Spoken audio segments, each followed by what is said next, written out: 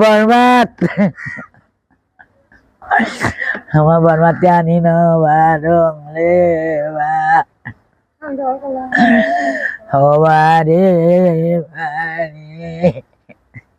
এ বিষয়ে টেকনাফ উপজেলা নির্বাহী কর্মকর্তা বলেন, নিখোঁজ জেলেদের বিষয়টি ইতোমধ্যেই সংশ্লিষ্ট বাহিনীকে অবহিত করা হয়েছে।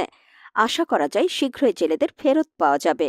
জেলেদের বারবারই আসলে আমরা সাবধান করে দিই যে নাফ নদীতে যদি আসলে তারা সীমানা ক্রস করে সেই ক্ষেত্রে মাছ ধরাটি আবার বন্ধ হয়ে যেতে পারে। আসলে এই ক্ষেত্রে তাদেরকে বারবার সচেতন করার পরও এই ঘটনাগুলো একটু কমেছে, আগে আরো বেশি হতো, এখন কমেছে। যে 5 জনের ঘটনা আপনি বলেছেন সেটির সত্যতা আমরা জানি, সেটা আমরা জানি। আমরা ইতিমধ্যে সেগুলো সীমান্ত রক্ষা বাহিনী এবং কোস্টগার্ডকে জানিয়েছি।